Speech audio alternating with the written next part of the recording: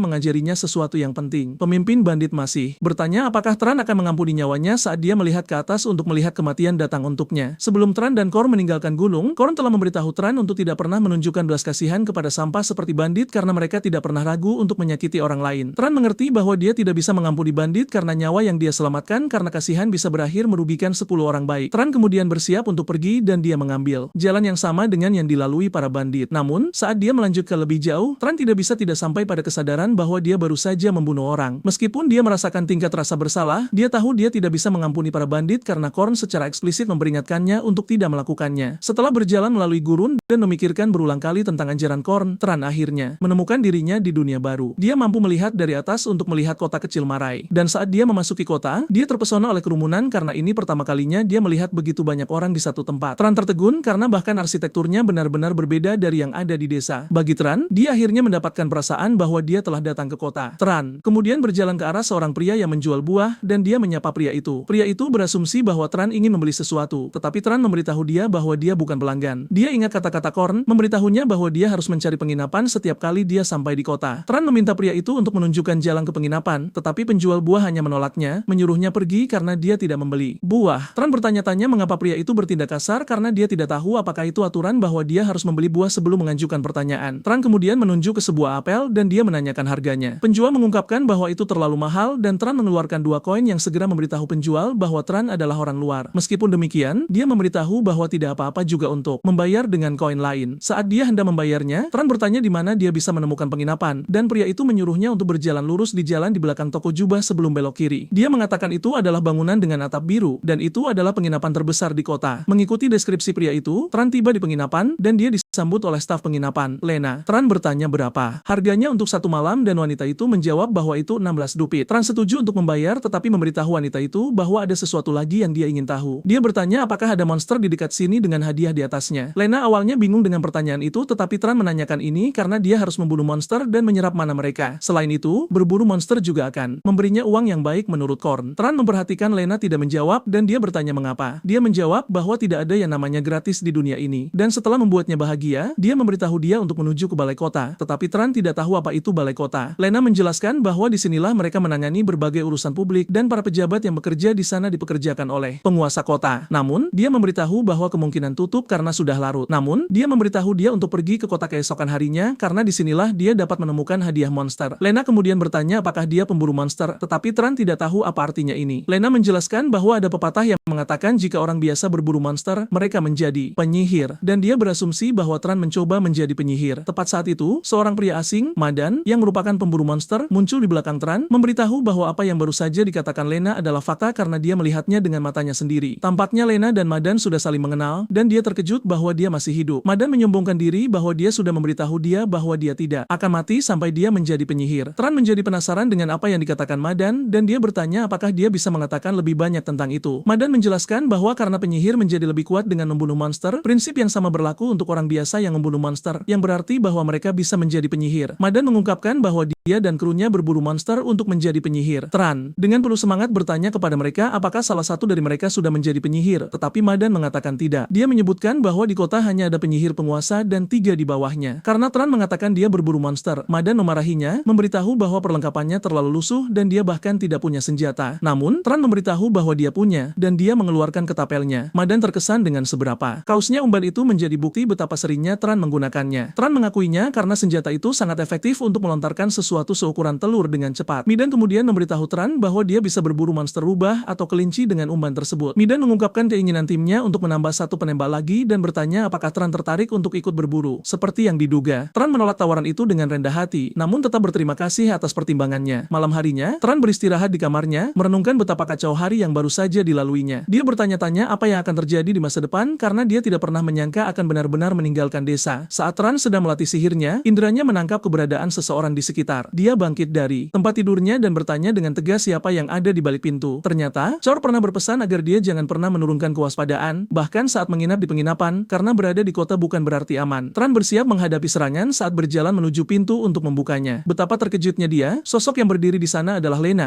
yang melontarkan pertanyaan konyol seolah-olah Tran sudah tertidur. Lena memberitahu Tran bahwa dia datang untuk menghangatkannya karena mengira kamar Tran mungkin terasa dingin. Tran benar-benar bingung dan menanyakan apa maksud perkataannya. Lena menyentuh dadanya, menunjukkan bahwa maksudnya persis seperti yang didengar Tran. Namun Tran tetap tidak mengerti. Lena kemudian mengatakan bahwa dia bersedia melakukan apapun yang diinginkan Tran dengan imbalan sedikit uang. Dan Tran bertanya, apa yang akan terjadi jika tidak ada yang dia inginkan? Lena mencengkeram bahu Tran, menyuruhnya jangan berbohong karena dia bisa melihat keinginan itu dari wajahnya. Ekspresi Tran seketika berubah dingin. Dia teringat peringatan KA untuk tidak terlibat dengan penghuni penginapan semacam itu karena kebanyakan dari mereka membawa penyakit. Meski penyihir memiliki kekebalan terhadap penyakit, masalahnya adalah dia bisa menularkannya kepada wanita lain jika tidak berhati-hati. Kyoran memperingatkan Tran agar jangan membiarkan hasrat menjebaknya dalam sesuatu yang akan dia sesali. Akhirnya, Tran mengusir Lena dan wanita itu pergi dengan amarah. Tran mulai menyadari bahwa hidup di kota adalah masalah besar setelah pertemuannya dengan penjual buah dan kini berurusan dengan Lena. Tran kembali ke tempat tidur sambil merenungkan bagaimana segala hal kecil diberi harga yang menunjukkan kepadanya bahwa kota-kota besar memiliki hati yang sangat dingin. Sementara itu, salah satu anggota Krumadon bertanya mengapa dia ingin merekrut Tran karena pemuda itu tidak terlihat hebat. Salah satunya bahkan mengejek Tran memiliki mulut yang sombong dan hanya cocok dijadikan umpan monster. Midan kemudian memberitahu rekan-rekannya bahwa Tran mengingatkannya pada dirinya saat masih muda. Rupanya, Midan merasa khawatir dengan jenis senjata yang digunakan Tran untuk berburu. Madan ingin Tran berada di sisinya agar pemuda itu setidaknya bisa bertahan hidup sedikit lebih lama. Anggota krunya tidak menyangka betapa baik hati bos mereka itu. Tanpa mereka sadari, Tran sebenarnya bisa mendengar percakapan mereka dari kamarnya. Tran tersenyum tipis mendengarnya karena dia menyadari bahwa kota itu mungkin tidaklah sepenuhnya berhati dingin seperti yang dia duga. Keesokan paginya, Tran menuju aula di mana dia bertemu dengan seorang pejabat yang kasar. Dia memberitahu pria itu bahwa dia ingin berburu monster, tetapi ekspresi dan kebisuan pria itu mengingatkan Tran pada ucapan Cha bahwa dunia tidak akan bersikap baik padanya. Tran bertanya pada Korn mengapa dunia tidak bisa ramah, dan Chaor menjawab karena dunia tidak punya alasan untuk itu. Dia memberitahu Tran bahwa satu-satunya cara agar orang-orang memperlakukannya dengan ramah dan hormat adalah dengan menunjukkan bahwa dia adalah seorang penyihir, karena hal itu akan membuat orang biasa menundukkan kepala. Pejabat itu kemudian menyodorkan sebuah buku, menyuruhnya melihat isinya sebelum menyerahkannya kembali. Tran menyadari targetnya adalah monster gagat, dan pria itu mendesaknya untuk membawa bangkainya kembali jika berhasil membunuhnya. Pria itu memperingatkan bahwa membunuh monster tanpa menyerap mananya akan mengubahnya menjadi urai, tetapi Tran sudah mengetahui hal itu. Pejabat tersebut memberitahu bahwa hukuman untuk pelanggaran ini menurut hukum kota adalah eksekusi. Tran kemudian bertanya apakah para ksatria tidak berburu monster, dan pria itu menjawab bahwa ksatria tidak punya waktu luang untuk melakukan itu. Pada dasarnya,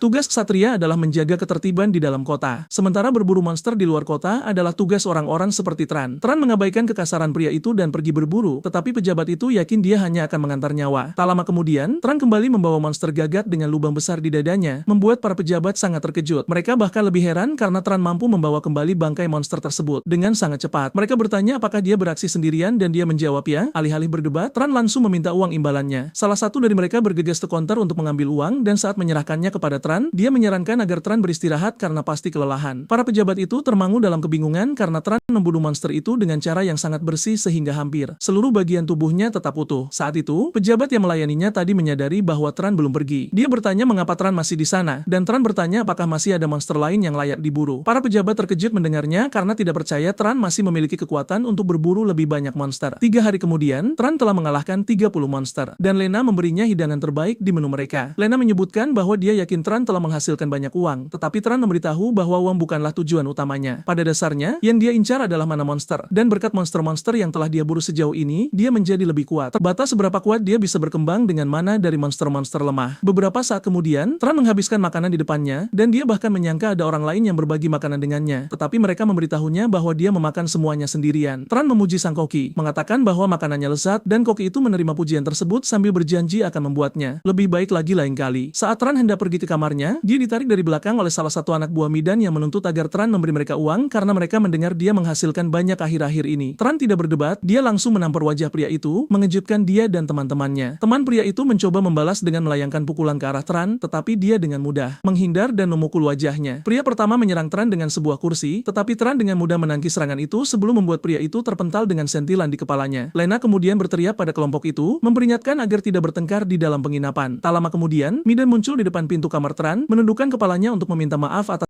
apa yang terjadi sambil memberitahu bahwa dia sudah menghukum kedua pelakunya, serta menjamin hal itu tidak akan terulang lagi. Madan menyebutkan bahwa kelompoknya sedang kesulitan uang belakangan ini, dan mereka pasti merasa iri karena jumlah besar yang dihasilkan Tran. Madan membentak keduanya, memerintahkan mereka untuk meminta maaf, dan mereka mematuhi perintah bos mereka. Tran kemudian bertanya kepada Midan apakah keadaannya sesulit itu, dan dia mengungkapkan bahwa dalam 3 hari, mereka mungkin bahkan tidak akan mampu membayar biaya sewa kamar. Tiba-tiba, Tran menyerahkan kantong uang kepadanya, membuat Midan terkejut dan bertanya mengapa Tran memberikannya. Tran kemudian memberitahu bahwa itu adalah balasan atas kebaikan yang ditunjukkan Midan saat mengkhawatirkannya dan ingin membawanya serta. Madan tertegun mendengarnya dan bertanya bagaimana Tran bisa tahu, tetapi Tran mengabaikan pertanyaan itu. Namun, Tran mengingatkan Madan bahwa tidak ada yang gratis dan memintanya untuk memberikan beberapa informasi. Dengan senyum cerah di wajahnya, Madan meyakinkan Tran bahwa dia akan menceritakan semua yang dia tahu karena informasi adalah keahliannya. Keesokan harinya, Tran pergi berburu, yang dia yakini sebagai perburuan terakhirnya di kota ini karena Madan sudah memberinya informasi tentang kota berikutnya. Jadi, ini saatnya baginya untuk pergi. Ternyata Madan memberikan beberapa informasi yang sangat berharga, dan tampaknya Madan juga orang yang baik. Meskipun dia tidak sehebat Chaor, hal itu justru membuatnya lebih murni dan ramah. Tiba-tiba, Tran menangkap aroma yang sangat kuat, dan dia segera berlari ke arah tersebut, berharap itu bukan apa yang dia pikirkan. Tran tiba di lokasi asal aroma tersebut, yang ternyata tidak lain adalah bau darah. Parahnya lagi, dia menemukan pria yang berkelahi dengannya kemarin dengan tubuh bersimbah darah. Seolah itu belum cukup, dia berbalik dan menemukan tubuh Madan tergeletak di tanah, membuatnya bertanya-tanya apa yang telah terjadi. Saat itulah, salah satu anggota kru yang belum tewas berhasil angkat bicara, memberitahu Tran bahwa pelakunya adalah monster kelinci. Tran berbalik dan menemukan sang pelaku sedang menatapnya, dan tiba-tiba, kelinci itu menerjang ke arahnya dengan kecepatan yang menyilaukan. Tran hampir saja terkena serangan, tetapi berhasil menghindar di detik terakhir. Tran kemudian mengeluarkan umbannya dan melontarkan batu ke arah kelinci itu. Namun di luar dugaan, kelinci tersebut berhasil menghindar. Saat itulah Tran menyadari bahwa kelinci itu sudah terbiasa bertahan melawan senjata jarak jauh. Kelinci itu menerjang Tran lagi, tetapi kali ini, Tran menjadi tak terlihat, membuat kelinci itu benar-benar bingung. Sebelum kelinci itu menyadarinya, Tran muncul di belakangnya dan menghujamkan belati ke lehernya. Namun, kelinci itu masih sempat melancarkan serangan balasan yang membuat Tran terpental ke belakang. Kelinci itu tidak membuang waktu untuk mengejar Tran lagi, memaksa Tran kembali menghilang. Merasa kesal, monster itu mulai mengamuk dimanapun dia mengira Tran bersembunyi, menebas pohon-pohon di jalurnya seolah bukan apa-apa. Setelah kehabisan tenaga, monster itu mengeluarkan jeritan keras sebelum mati karena kehilangan banyak darah. Setelah monster itu mati, Tran menyerap mananya, dan dalam prosesnya, dia menyadari bahwa jumlah mana yang dia serap terasa berbeda. Faktanya, jumlahnya lebih banyak daripada monster macan tutul yang dia temui di desanya dulu. Saat itu, pria terakhir dari tim yang memberitahu tentang kelinci tadi mengungkapkan kekagetannya bahwa Tran adalah seorang penyihir. Tran mengonfirmasi hal itu dan pria tersebut bertanya mengapa dia menyembunyikan identitasnya. Tran mengabaikan pertanyaan itu dan bertanya apakah mereka memiliki anggota keluarga untuk menyerahkan barang-barang peninggalan mereka. Pria itu menjawab dengan sedih bahwa tidak ada. Hal ini membawa ingatan Tran kembali ke malam sebelumnya saat Midan menceritakan tentang kota besar terdekat bernama Orum. Rupanya, Orum memiliki perpustakaan yang berisi ribuan buku. Namun tidak sembarang orang bisa masuk karena hanya penyihir yang diperbolehkan. Setelah menguburkan kru tersebut, Tran mengungkapkan keputusannya untuk akhirnya menuju Orum dan mendoakan Midan agar beristirahat dengan tenang sebelum melangkah pergi. Saat tiba di Orum, Tran akhirnya mengerti mengapa Murai disebut sebagai kota kecil karena Orum benar-benar bisa menelan Murai bulat-bulat. Di gerbang kota, dia terkejut melihat kerumunan orang yang mencoba masuk. Tran bertanya-tanya apakah para penjaga sedang memeriksa penjahat, tetapi dia tidak terlalu heran karena bagaimanapun juga ini adalah kota besar. Tepat saat dia hendak masuk, salah satu penjaga menghentikannya, mengatakan bahwa dia tidak boleh masuk karena belum pernah melihat orang yang mengenakan pakaian sekotor pakaian Tran. Penjaga itu menyarankan agar Tran mencari tempat berteduh dan membersihkan dirinya terlebih dahulu. Akhirnya, Tran mendapatkan akses masuk dan menuju ke perpustakaan raksasa yang membuatnya takjub karena ukurannya yang sangat besar. Tran menyimpulkan bahwa bangunan itu pasti dibangun dengan sihir. Di pintu masuk, dia dihentikan oleh penjaga yang memberitahu bahwa perpustakaan itu terbatas hanya untuk penyihir. Tran menjawab bahwa dia adalah penyihir, tetapi hal ini membuat marah para penjaga yang mengira dia adalah penyamar. Salah satu dari mereka mengulurkan tangannya ke arah Tran, dan tiba-tiba dia merasakan sesuatu yang aneh di tangannya. Rupanya, Quran pernah memberitahu Tran bahwa sesama penyihir bisa mengenali satu sama lain karena dengan merasakan mana orang lain, mereka bahkan bisa tahu jika orang tersebut lebih kuat dari mereka. Pria itu hampir remuk oleh kekuatan Tran yang luar biasa. Begitu hebatnya hingga dia jatuh ke tanah, memaksa rekannya bertanya apa yang terjadi padanya. Pria itu meyakinkan rekannya bahwa dia baik-baik saja, namun jauh di dalam lubuk hatinya, dia menyadari bahwa Tran bukanlah penyihir biasa karena dia setidaknya berasal dari kelas bangsawan atau lebih tinggi. Pria itu segera bangkit untuk memperkenalkan dirinya sebagai Kenya, seorang satria dari keluarga Voltas. Kenya bertanya dari keluarga mana Tran berasal, dan Tran bertanya balik apakah dia harus mengatakannya sebelum masuk. Kenya menjawab tidak, menjelaskan bahwa untuk menggunakan perpustakaan, dia butuh izin dari kepala keluarga Voltas. Kenya kemudian menyatakan bahwa dia akan menghubungi keluarga Voltas. Tanpa Tran sadari, sesuatu yang dia kira akan menjadi proses sederhana justru membawanya ke kediaman Voltas. Dia dibawa ke kolam besar di mana para pelayan melayaninya dan memandikannya. Ketika merasa tidak nyaman, nyaman, dia menyuruh mereka berhenti dan bertanya apakah dia bisa mandi sendiri. Para pelayan kemudian mengatakan bahwa mereka akan dihukum jika gagal melayani tamu terhormat dengan baik. Untuk menghindari masalah bagi mereka, Tran menyuruh mereka melakukan apapun yang mereka inginkan. Setelah mereka selesai dan Tran mengenakan pakaian bagus yang diberikan, para pelayan pun terpana melihat ketampanannya. Mereka memohon agar dia memaafkan mereka, tetapi dia meyakinkan mereka bahwa tidak ada yang perlu dimaafkan. Namun, para pelayan mendesaknya agar berhenti berbicara dengan mereka secara santai, dan Tran tidak percaya dengan apa yang sedang terjadi. Kemudian, Tran bertemu dengan wanita muda dari keluarga tersebut yang kasar, seorang gadis berambut merah bernama Azela. Azela bertanya dari keluarga mana Tran berasal, dan Tran menjawab bahwa karena alasan pribadi, sulit baginya untuk mengatakannya. Azela terkejut, dan dalam hatinya dia sudah merencanakan lelucon licik karena Tran menyembunyikan identitas aslinya. Azela tiba-tiba melepaskan mananya sambil menantang Tran untuk melakukan hal yang sama. Tran melakukan seperti yang diperintahkan. Sementara Azela mengeluarkan aura kuning dari tubuhnya, Tran melepaskan aura biru. Keberadaan mereka begitu luar biasa sehingga orang-orang di ruangan itu terpaksa menundukkan kepala. Setelah unjuk kekuatan tersebut, Azela memuji Tran sebelum secara halus menyuruhnya untuk menikahinya. Seperti biasa, ekspresi Tran menjadi dingin karena terkejut dan bingung. Bahkan kepala pelayan Azela terpaksa menegurnya agar berhenti mengatakan hal-hal yang tidak perlu. Azela mencoba memperbaiki keadaan dengan mengatakan itu hanya lelucon, tetapi kemudian berbalik ke arah Tran dan menyuruhnya untuk tetap memikirkannya. Setelah Azela pergi, Tran memeriksa jari-jarinya yang gemetar. Dia menyadari bahwa mana Azela sebenarnya sebanding dengan miliknya sendiri. Beberapa saat kemudian, dia menuju ruang kerja Patriar di mana dia bertemu dengan pemimpin keluarga, Rook Valtas. Setelah perkenalan, Rook mengatakan dia tahu keinginan Tran untuk menggunakan perpustakaan dan memberitahunya bahwa tidak ada sihir kuno yang luar biasa di sana. Bahkan, dia memberitahu bahwa tidak ada metode rahasia baginya untuk meningkatkan mana. Namun Tran meyakinkannya bahwa dia baik-baik saja karena dia memang tidak menginginkan semua itu sejak awal. Rook kemudian memberitahu Tran bahwa dia tidak akan menghentikannya jika dia tetap menginginkannya. Dan dia mengungkapkan bahwa tidak ada informasi rahasia di dalam perpustakaan yang terkait dengan keluarga mereka. Karena hari sudah larut, Rook menyuruh Tran datang lagi keesokan harinya dan Tran meyakinkannya bahwa dia tidak akan melupakan kebaikannya. Keesokan harinya, para penjaga menyapa Tran dengan penuh hormat setelah mengonfirmasi kartu izin perpustakaannya. Tran melangkah masuk ke dalam perpustakaan dan dia benar-benar terpukau melihat betapa besar dan megahnya tempat itu. Dia masih melihat-lihat ketika Ali muncul di sampingnya, menyambutnya di perpustakaan sambil mengungkapkan bahwa dia adalah pustakawannya. Dia memberitahu Tran bahwa dia akan menjelaskan peraturan perpustakaan kepadanya. Jauh di dalam hati, Tran merasa syok karena tidak menyangka seorang anak kecil menjadi pustakawan. Anak itu memberitahu aturan pertama adalah dia tidak boleh merusak apapun karena jika dilakukan, dia harus membayarnya. Kedua, dia tidak diperbolehkan membawa buku apapun keluar dari perpustakaan. Dia menambahkan bahwa dia akan mengawasinya selama di sana, tetapi Tran memintanya memberikan jarak saat dia membaca agar tidak merasa tidak nyaman. Karena bocah kecil itu adalah pustakawan, Tran bertanya apakah dia juga membaca buku-buku di sana dan dia membenarkannya, memberitahu Tran bahwa dia bisa membantu menemukan apapun yang diminati. Pustakawan itu bertanya apakah Tran menginginkan romansa atau sejarah. Namun Tran hanya mengatakan bahwa yang dia inginkan adalah mempelajari akal sehat dasar tentang dunia. Tak lama setelah ini, pustakawan menyediakan tumpukan buku untuk Tran, memberitahu bahwa buku-buku itu sudah berusia ratusan tahun dan dia yakin buku-buku itu tidak akan sesuai dengan keinginannya. Dia kemudian menyediakan set buku lain yang menurutnya akan membantu. Tran berterima kasih atas bantuannya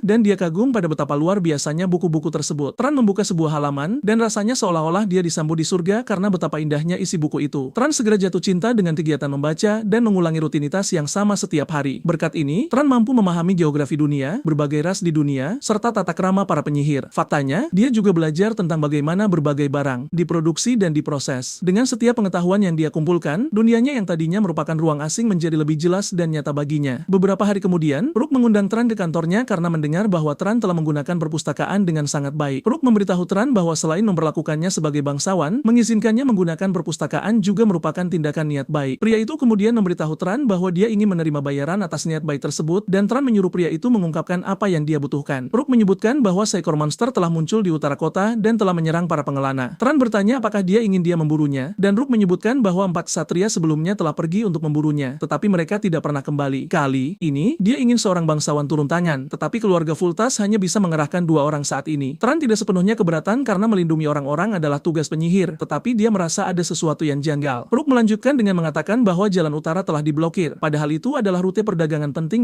bagi kota dan kondisi itu sudah berlangsung selama 10 hari. Saat Tran mendengar hal ini, dia menyadari bahwa masalah tersebut sudah terjadi bahkan sebelum dia tiba di kota, yang menjelaskan mengapa Rook dengan mudah mengizinkannya menggunakan perpustakaan. Tak lama kemudian, kelompok yang akan pergi berburu bersiap meninggalkan kastil dan Azela adalah salah satunya. Azela mengeluh betapa tidak amannya ayahnya sampai mengirim Tran bersama mereka. Juga dalam kelompok itu adalah salah satu anggota keluarga, Marvin Valtus. Saat mereka memasuki hutan, Marvin bertanya kepada Tran apakah dia tertarik pada Azela, tetapi Tran menjawab tidak, dan Marvin membalas bahwa itu adalah kelegaan besar. Beberapa saat kemudian, mereka menemukan kereta kuda yang hancur, yang merupakan hasil perbuatan monster yang mereka lacak. Para prajurit memeriksa area tersebut untuk menyelidiki, tetapi Tran adalah orang pertama yang menangkap apa yang sebenarnya terjadi. Dia memberitahu kelompok itu bahwa monster yang mereka cari adalah seekor monyet dan Azela penasaran ingin tahu bagaimana dia sampai pada kesimpulan itu. Tran menunjuk ke bekas telapak tangan di kejauhan dan mengungkapkan bahwa monyet itu pasti menyerang mereka yang ada di kereta sebelum kembali ke hutan. Tran memberitahu bahwa mereka seharusnya bisa menemukan monyet itu jika mengikuti jejaknya. Azela mengungkapkan bahwa dia tidak memiliki sihir jenis pelacak semacam itu, begitu pula Marvin. Tran kemudian memotong pembicaraan dengan mengungkapkan bahwa dia akan mencoba mencari tahu. Azela terkejut saat menyadari dari garis keturunan mana Tran berasal dan Tran mengambil sepotong kain dari reruntuhan untuk mengunci posisi si monyet. Tran merasakan dari mana asal mana tersebut dan dia menunjuk ke arah yang harus mereka tuju. Tak lama setelah itu, mereka sampai di sebuah sungai di mana jejaknya berakhir. Dia memberitahu mereka bahwa monster itu pasti telah membasuh diri di air dan Azela terkejut mendengar seekor binatang belaka mampu melakukan itu untuk menghindari pelacakan. Tran mencoba menenangkan mereka, mengatakan bahwa mungkin monster itu membasuh diri hanya karena dia ingin. Tiba-tiba, Tran menangkap aroma itu lagi dan dia berteriak keras memberitahu mereka bahwa monster itu ada di belakang mereka. Benar saja, monster itu muncul di belakang mereka dengan wujud yang mengerikan. Seolah itu belum cukup buruk, monyet itu melemparkan batu-batu ke arah mereka. Batu-batu itu melesat dengan kecepatan tinggi, menebas para ksatria, tetapi Tran mampu menghindar. Anehnya, dia memperhatikan bahwa Azela dan Marvin menggunakan dua ksatria sebagai perisai alih-alih mencoba menghindar sendiri. Tran merasa sangat kecewa, dan dia menyadari bahwa ibunya sama sekali tidak salah. Monster itu berbalik mencoba melarikan diri, tetapi Azela memerintahkan para ksatria untuk mengejarnya. Tepat saat mereka hampir kehilangan monyet itu, sebuah batu melesat dengan kecepatan tinggi melewati kepala Azela, menembus formasi ksatria sebelum merobek tubuh monster itu hingga tersungkur ke tanah. Azela dan Marvin menoleh ke belakang dengan syok, hanya untuk melihat bahwa Tranlah yang telah melontarkan batu itu ke arah monyet dengan umbannya. Dengan monster yang sudah tak berdaya, Azela melepaskan sihir bola apinya, memangga monster itu dengan daya hancur luar biasa yang hampir memanaskan seluruh ekosistem di sana. Di sisi lain, Tran terkesan karena dia akhirnya bisa melihat garis keturunan keluarga Vultas yang sebenarnya, yaitu para piromaniak. Setelah dia selesai memangga monyet itu, Azela mengakui bahwa ada rasa takut dalam dirinya saat batu itu melesat ke arah mereka. Sementara Azela dan Marvin asyik saling menggoda, para ksatria yang terluka berteriak meminta tolong. Azela memarahi mereka, menyuruh mereka berhenti mengeluh. Bahkan ada seorang pria yang seluruh lengannya robek, memaksa tim untuk mulai memberikan pertolongan pertama bagi para ksatria yang terluka. Di sisi lain, Tran bersyukur karena tidak ada korban jiwa. Dan meskipun itu adalah serangan mendadak, dia yakin mereka sebenarnya bisa menghindari cedera serius. Dia sangat yakin bahwa Marvin dan Azela lebih kuat daripada para ksatria itu, namun mereka tetap tega menggunakan orang yang lebih lemah sebagai perisai. Marvin menyadari ekspresi aneh di wajah Tran dan bertanya apa masalahnya, tetapi Tran menjawab bahwa itu bukan apa-apa. Azela kemudian memberitahu Tran bahwa dia dipersilakan untuk menyerap mana bersama mereka. Tran setuju dan ketiganya mengelilingi monyet itu untuk mulai menyerap mana. Rupanya, Tran telah membaca di sebuah buku bahwa meskipun banyak orang menyerap mana sekaligus, tingkat peningkatannya tidak akan berkurang. Tak lama kemudian, Marvin dan Azela berhenti karena mereka sudah mencapai batas kemampuan mereka. Namun yang mengejutkan mereka, Tran masih terus dalam proses menyerap mana. Azela akhirnya mengerti mengapa ayahnya menyuruh Tran mengikuti mereka, karena tingkat kemahiran sihir dan kapasitas mananya bahkan menyaingi miliknya sendiri. Faktanya, ini lebih mengejutkan karena Tran adalah seorang bangsawan yang bahkan belum mencapai batas pertumbuhannya. Kemudian, kelompok tersebut kembali ke kastil dan Marvin memuji Tran, mengatakan bahwa berkat dia mereka mampu mengalahkan monster itu. Namun, Tran mencoba tetap rendah hati dengan mengatakan itu bukan hal yang istimewa. Faktanya, dia menyesali kenyataan bahwa dia tidak menyadarinya lebih awal, sehingga memberi monster itu kesempatan untuk menyerang pertama kali. Selain itu,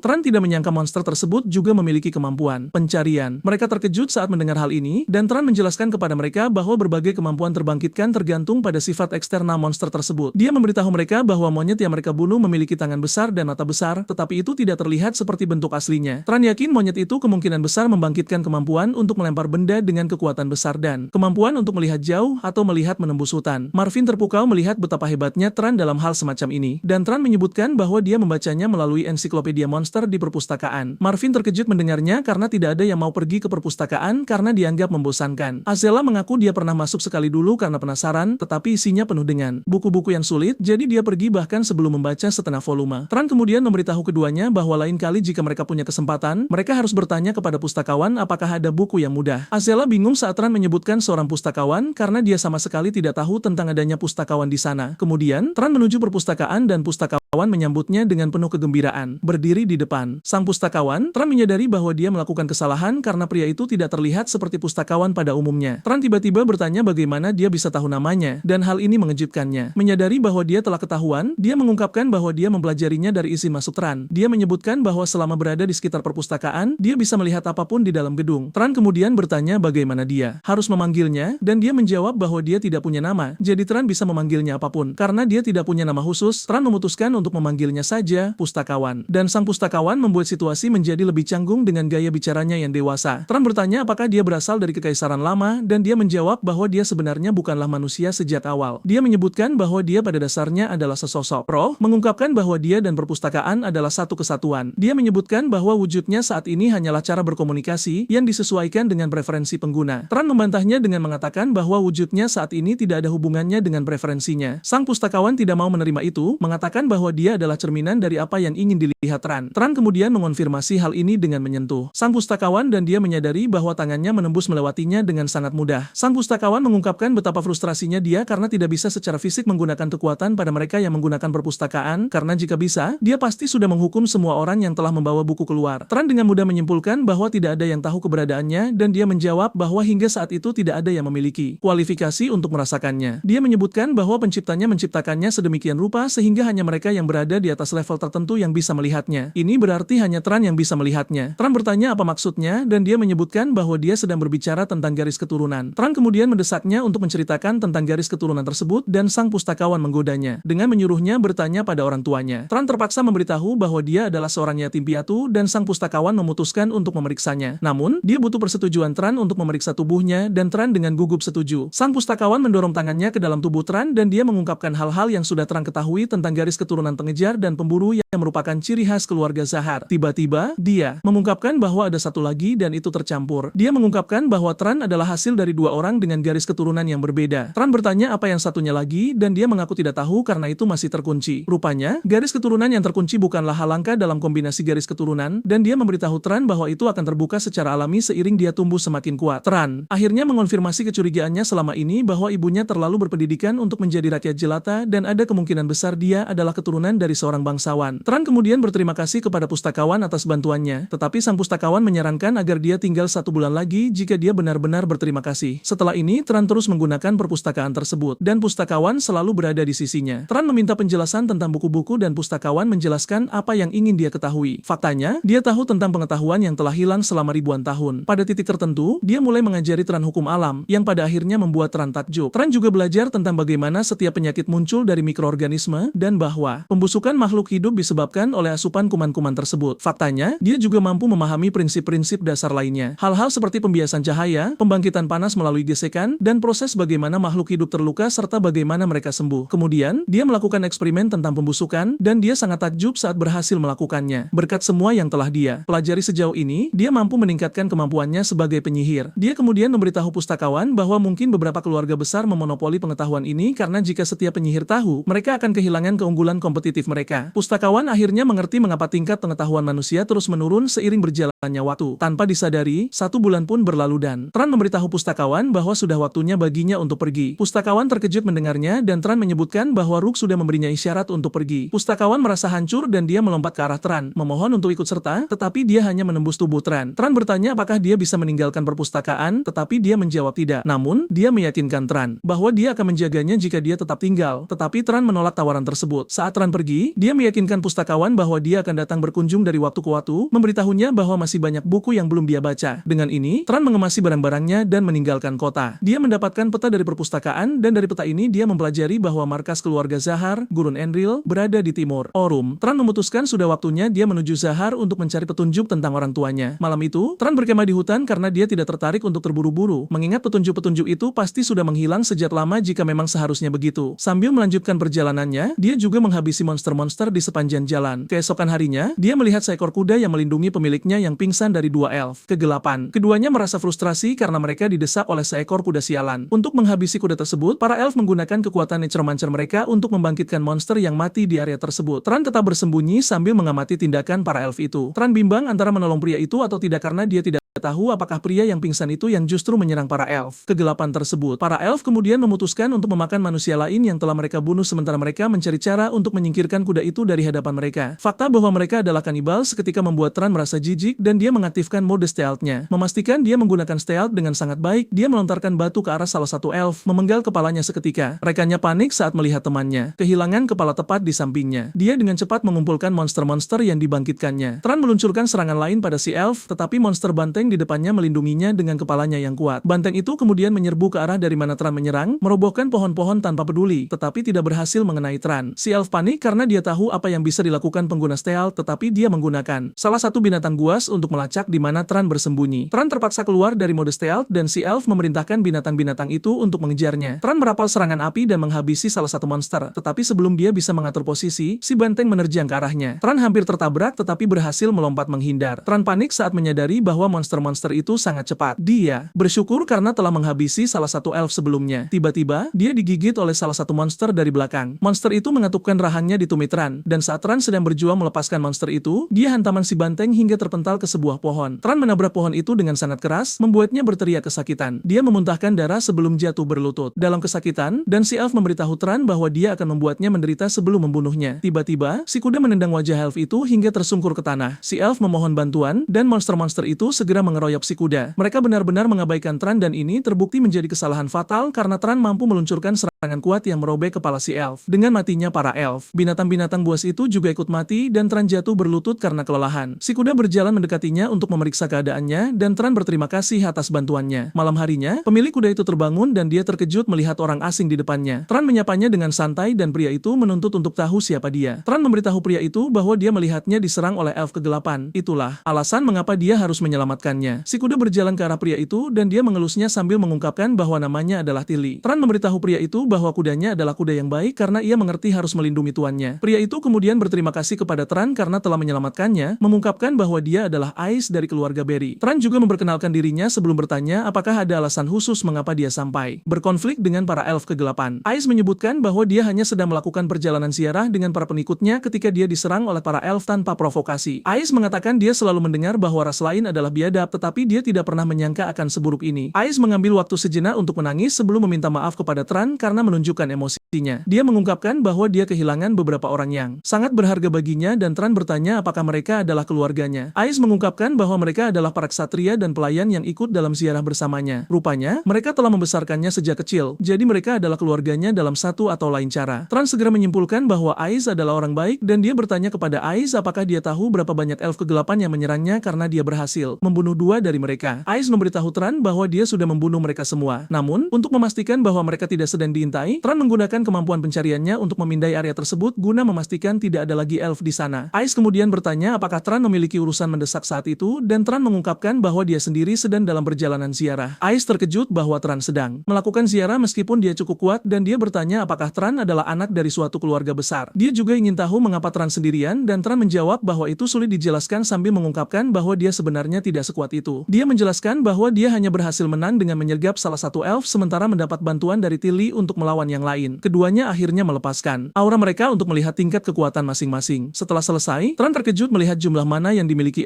Ice dalam tangki mananya. Dia menyadari bahwa Ice mungkin akan memiliki lebih banyak mana daripada dirinya jika dia tidak menyerap mana milik elf ke-8 tadi. Ice berasumsi bahwa Tran lahir sebagai bangsawan dan dari garis keturunan yang kuat. Selain itu, dia yakin bahwa Tran bahkan belum mencapai batas pertumbuhannya, dan ini membuatnya bertanya-tanya mengapa Tran berjalan sendirian. Karena Tran tidak memiliki tujuan yang tetap, Ice menyarankan agar dia ikut bersamanya ke kediaman Barry. Dia meyakinkan Tran bahwa dia akan membalas budi karena telah menyelamatkan nyawanya dan mengawalnya kembali dengan selamat ke rumahnya. Tran bertanya bagaimana dia berencana membalasnya, dan saat itulah Ice mengungkapkan bahwa keluarganya adalah keluarga ahli pemikat Enchanters, pengabdi dari Arabian, keluarga besar di utara. Rupanya, mereka adalah garis keturunan yang telah menempa alat-alat sihir selama turun-temurun. Dan dia meyakinkan Tran bahwa dia akan membuatkan alat sihir terbaik untuknya.